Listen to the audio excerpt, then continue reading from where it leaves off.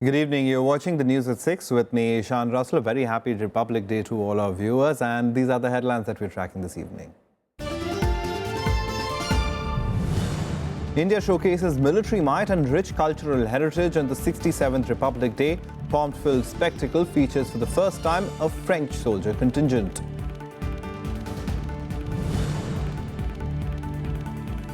Parades and celebrations held across the nation. Governors unfurl national flag and watch colourful cultural programs with tableaux highlighting achievements of their states.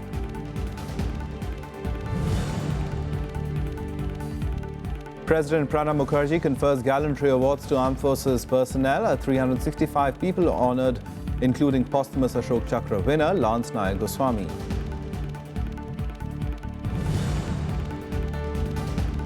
Syria peace talks likely to restart from Friday. UN to make all-out efforts to secure a broad ceasefire in the war-torn country.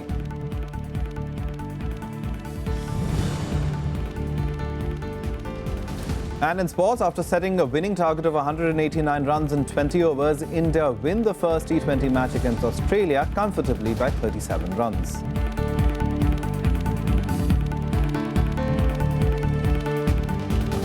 The top story this evening, of course, the country celebrated its 67th Republic Day on Tuesday with a ceremonial parade at Rajpath. French President François Hollande attended the event as chief guest amid unprecedented security in the wake of the attack on the Pathankot Air Force Base.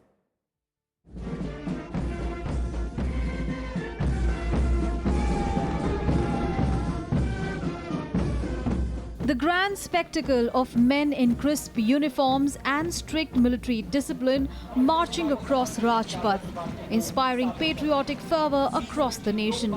India celebrated its 67th Republic Day on Tuesday with French President François Hollande as the chief guest at Rajpath in the national capital.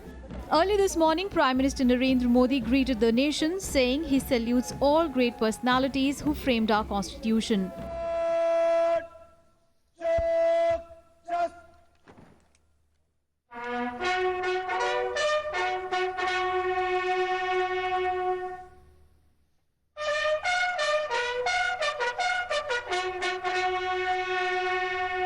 Prior to the commencement of the parade, the Prime Minister led the nation in paying tributes to martyrs at Amar Jawan Jyoti.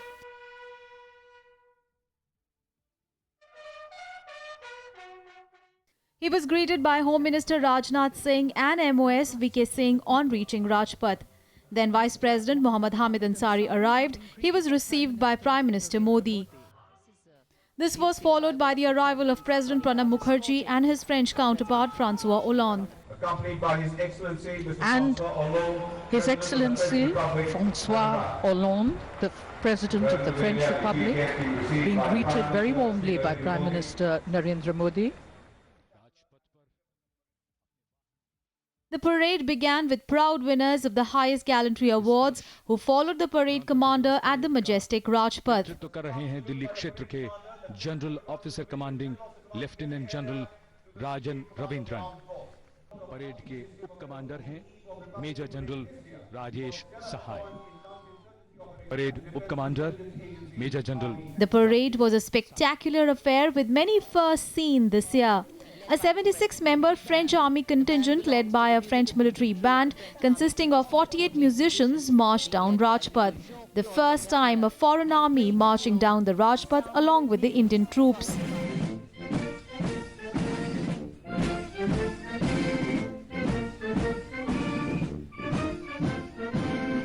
Proud moment for the French president.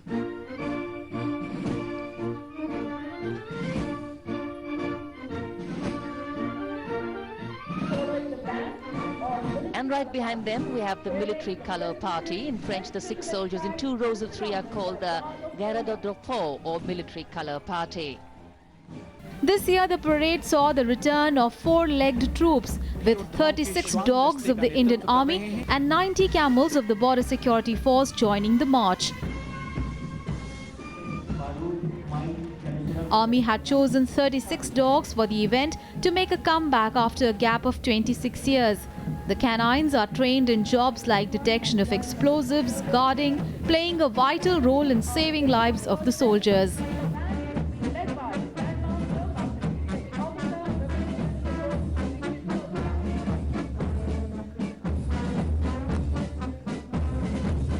The parade saw India's military might on display, including Akash, the first indigenously developed weapon system, powerful BrahMos missile, and Indian Army's main battle tanks T-90 Bhishma. T-90 Bhishma की है। दस्ते की कमान captain Bhushan Kumar के हाथ में। Tableau from 17 states and 6 central ministries and departments presented the varied historical, architectural and cultural heritage of the country.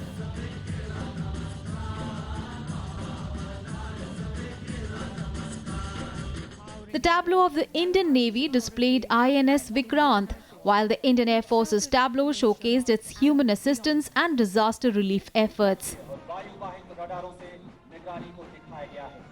Bihar's tableau presented the Champaran Satyagraha of Mahatma Gandhi in 1917, while Jammu and Kashmir's tableau displayed the concept of rural development through technology.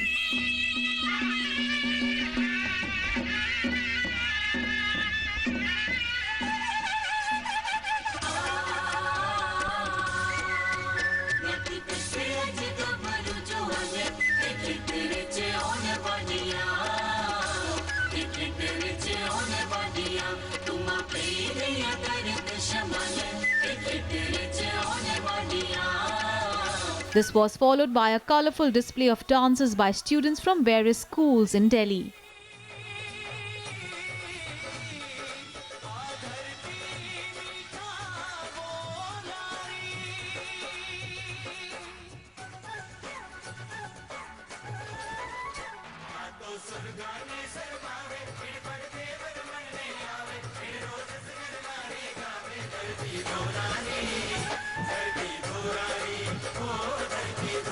Formed into a path for showcasing. Like every year, army jawans showcasing dangerous bike stunts was the main attraction of the parade. The Indian Army's motorcycle stunt team, the Daredevils, again doing a fine balancing act this year, drawing thunderous applause from the audience.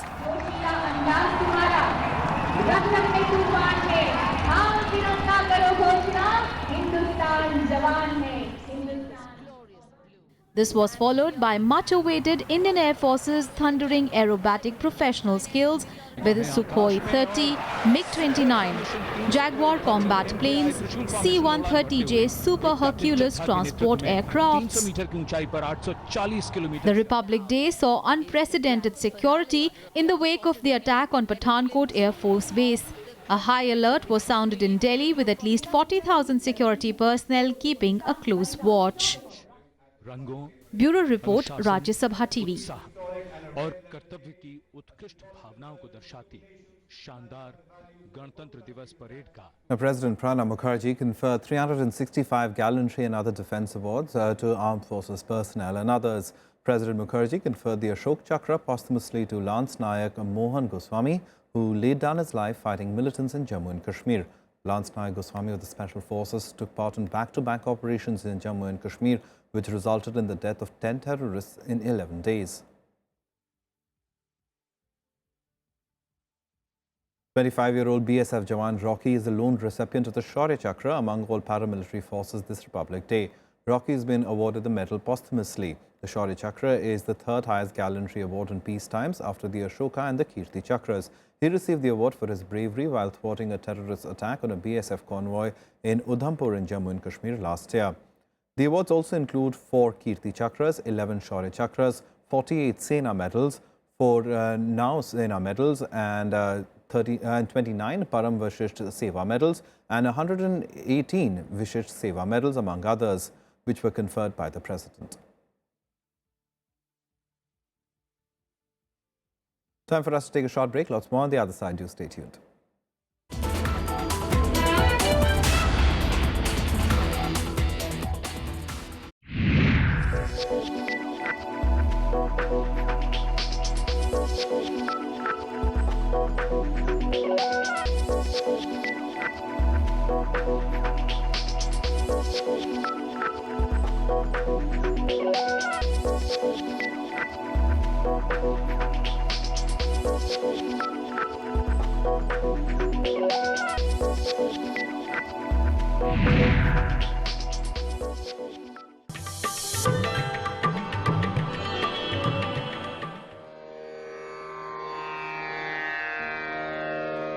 The sacred relics of Buddha were unearthed in Piprava in Uttar Pradesh.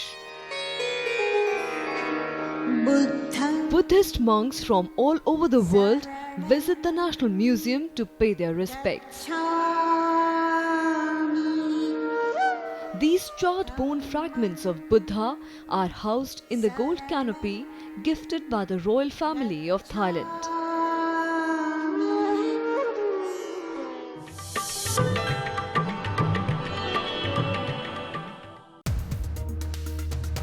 The present government is being projected as a reflexive anti-Dalit government. I think that kind of a criticism is inspired by those who are not comfortable with the present government. The politics in Jammu and Kashmir, why do we see an intriguing political silence at the moment, both on the part of BJP as well as PDP? There is an English proverb that we'll cross the bridge when we reach it. Let the party first choose its leader. The PDP is yet to choose. Watch To The Point with Minister of State for Prime Minister's Office Dr. Jitendra Singh only on Rajya Sabha television.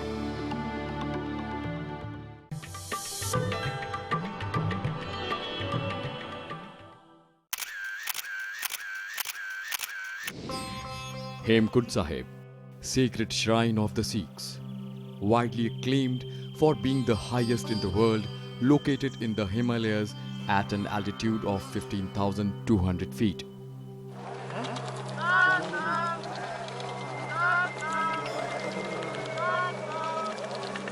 The Gurudwara is designed with an image of an upside-down lotus flower.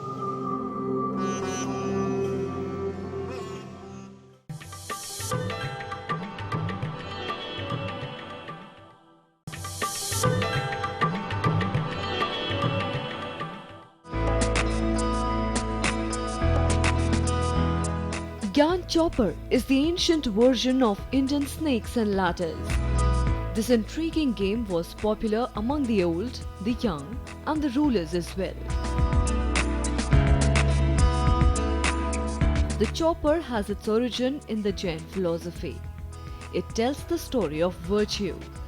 Each square, in turn, also narrates a message of wisdom.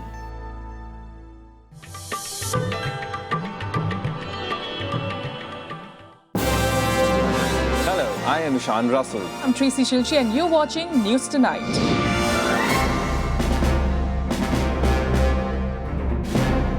Together with the team of our Dedicated professionals from across various fields. This is Shyam Sundar, Vishal Dahiya, Akhilesh Suman, Frank Pereira from Beijing, China. Kriti Mishra for Rajya Sabha television. We bring to you the news that matters here on Rajya Sabha TV.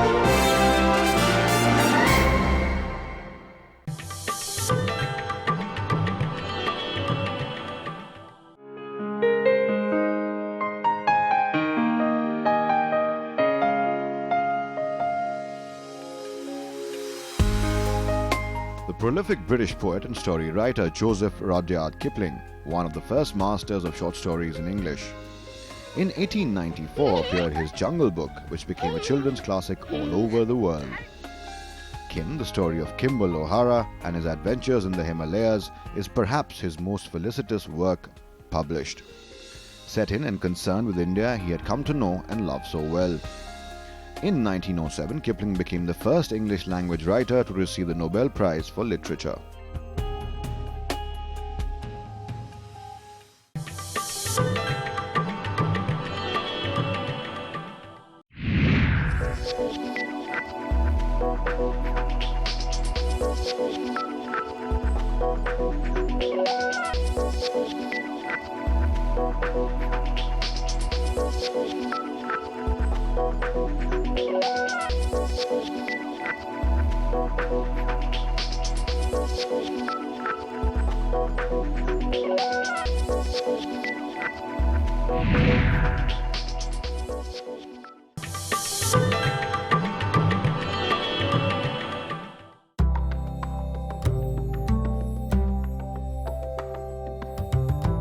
The art of painting comes to us from the prehistoric period.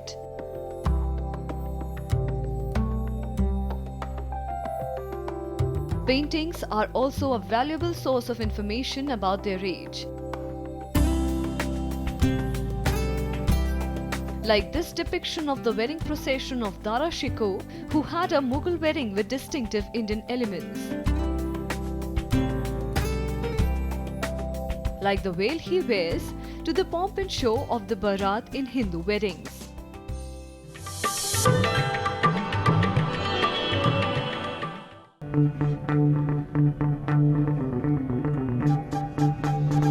Art arisen from a multi-hued cultural canvas.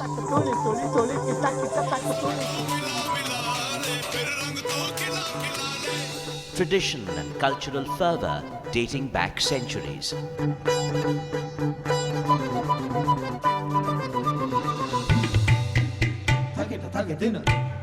And encircling them all, there's a magic that awes. Embrace your nation's brilliant human warmth.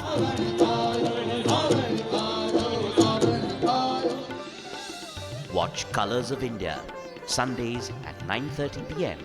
on Rajya Sabha television.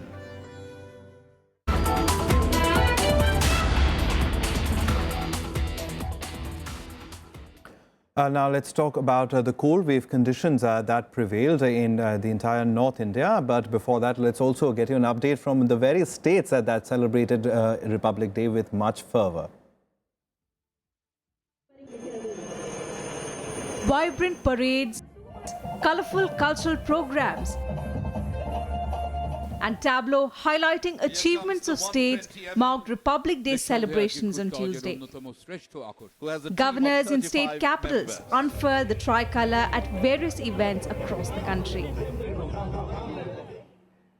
In Jammu and Kashmir, the celebrations passed off peacefully amid tight security. Divisional Commissioner Kashmir Asghar Samoon took the salute at the Bakshi Stadium in the presence of PDP Chief Mehbooba Mufti. Despite the bone-chilling cold, the function saw a good turnout. In Punjab and Haryana, parades were held at several district headquarters and joint capital Chandigarh. Haryana Chief Minister Manohar Lal Khattar unfurled the flag in Gurgaon. ऐतिहासिक और आधुनिक नगर गुड़गांव में 67वें गणतंत्र दिवस पर अपना प्यारा तिरंगा फहराकर मुझे बहुत ही गर्व और खुशी का अनुभव हो रहा है। राष्ट्रीय पर्व के इस पावन अवसर पर मैं आप सबको हार्दिक बधाई और शुभकामनाएं देता हूं। In Lucknow, Governor Ram Nayak presided over the Republic Day function. In Maharashtra, the main function was held at Mumbai's Shivaji Park, where Governor C.V. Rao took the salute.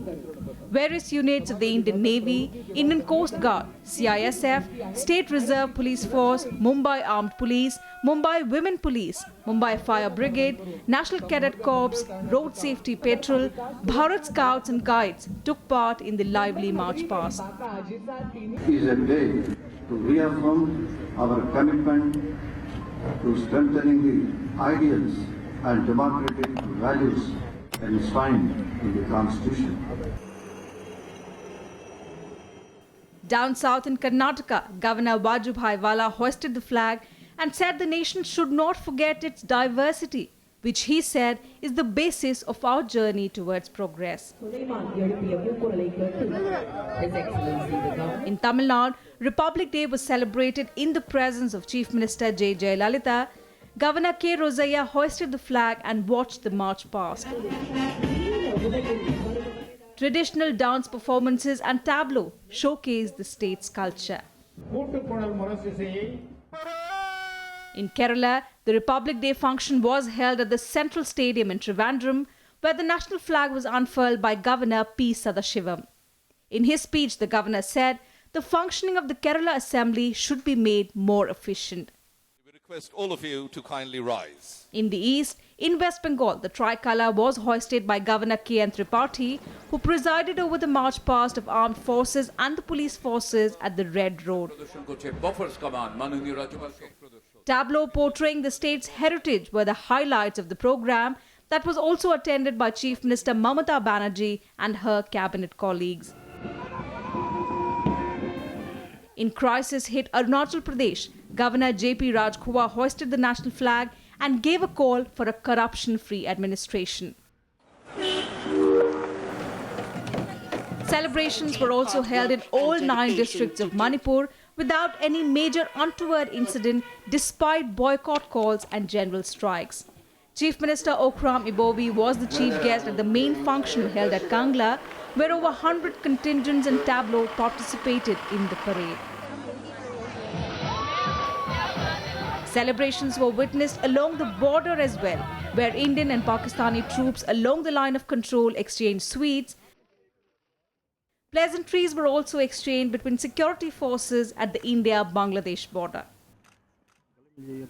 Bureau Report, Rajya Sabha TV.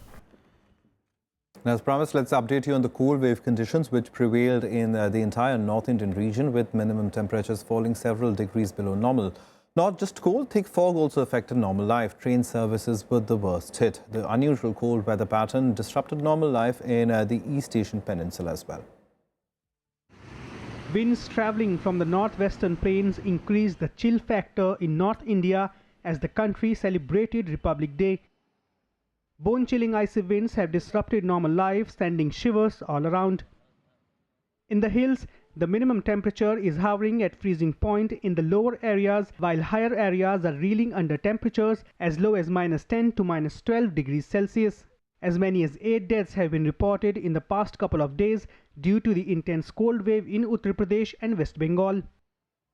Jammu too experienced its coldest night in 70 years at 0.05 degrees Celsius.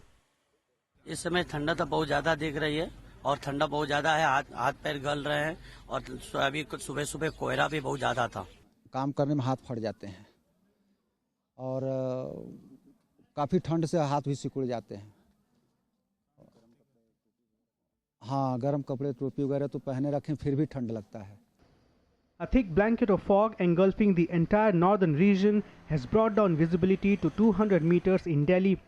Flights and train services are also badly hit, with as many as 45 Delhi-bound trains cancelled and 30 delayed, while 7 are rescheduled. बहुत दिन से और दिन से ज़्यादा आज ठंड हो रही है। आप यहाँ क्या कर रहे हैं? मैं भाई किसी को लेने आया हूँ। गाड़ी लेट है, बाद 14-15 घंटे लेट है। 2-3 घंटे से बैठा हूँ यहाँ पे। Not just India, the entire East Asian Peninsula is reeling under a severe and unusual cold weather pattern. This rare weather pattern has specially proven deadly for Taiwan, where 65 people have died due to the cold. Heavy snowfall in Japan has stranded motorists, delayed bullet trains and caused flight cancellations. The southern city of Guangzhou in China, which has a humid subtropical climate, saw snow for the first time since 1967. In South Korea, temperatures in the capital Seoul fell to -14 degrees Celsius, the lowest since 2001. On Saturday, Jeju Island received 4.7 inches of snow, the heaviest since 1984. Bureau Report, Rajya Sabha TV.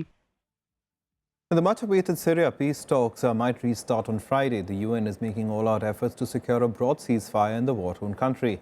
Meanwhile, US Secretary of State John Kerry dismissed reports that he threatened to stop support to the Syrian opposition if they did not turn up for the talks. The first priority will be the focus of the talks of what most Syrians, if not all, want to hear. The possibility of a broad ceasefire and the possibility of stopping the threat of ISIL. The United Nations making a push to restart the postponed Syria peace talks. The Geneva communique will be the guideline for the talks. It was issued after a UN-backed conference on Syria held on June 30, 2012, laid down a roadmap for power transition in Syria. Everything is starting with the Geneva communique, what we have on 2254, which lays down very clearly 3 areas: governance, new constitution, and new elections under UN supervision, is a further refinement and more precise of what could be the umbrella of the Geneva communique. The UN has finalized the list of delegates on behalf of the Syrian government and the opposition. However, the head of the Syrian opposition is not optimistic about the upcoming talks, casting further doubt on whether the group will attend the Friday meeting in Geneva. Meanwhile, the US Secretary of State John Kerry said they will support the opposition politically, financially and militarily. He also dismissed reports that he threatened to halt support to the opposition if they do not show up for the talks. لم يكن هناك أي ضغوط ويعني حتى أقول أكثر من ذلك يعني لا أحد يستطيع أن يمارس علينا ضغوطا يعني من يستطيع أن يمارس علينا ضغوطا فنحن لا نتقبل الضغوط ولا نرضخ للضغوط وبالتالي لا أعتقد أن السيد جون كيري يمكن أن يمارس هكذا ضغوط على الثورة السورية أو المفاوضين. Russia remains adamant on its stand on Syria, as it reiterated that their military intervention had altered the ground situation in the war-torn country. Действия воздушно-космических сил России в ответ на обращение сирийского правительства реально помогли переломить ситуацию в этой стране, помогли обеспечить сужение контролируемого террористами пространства. The Syria peace talks were set to begin in Geneva on Monday, but it got delayed because of the ongoing discussions on who should represent the opposition. On the ground, the situation remains grave. At least 22 people were killed in a twin bomb attack in Syrian government-controlled city of Homs. Bureau Report, Rajya Sabha TV. Some sports now, and after losing the 5-match one-day series 4-1 against Australia, Team India is celebrating Republic Day with a stunning victory in the first T20 in Adelaide. India defeated Australia by 37 runs to take a 1-0 lead in the 3-match series. Australia were all out for 151 in 19.3 overs. Debutant Jasprit Bumrah picked up 3 wickets while Ravindra Jadeja, Hardik Pandya and R. Ashwin took 2 each. Ashish Nehra picked the wicket of Kane Richardson. Earlier, Virat Kohli made an unbeaten 1955 balls, while Suresh Raina made 41 and Rohit Sharma scored 31 to help India reach a total of 188 in 20 overs. Well, that's a wrap on this bulletin, but before we go, we'll leave you with this. From beach barbecues to ferry races on the Sydney Harbour, Australia's National Day celebrations officially began in Canberra with a flag-raising ceremony today. In Sydney, singer Jessica Mauboy kicked off proceedings by performing the Australian national anthem from atop the iconic Sydney Harbour Bridge. Celebrations continued through the night with lavish fireworks displays not only at the Sydney Harbour but other cities across the country as well. We leave you with these images.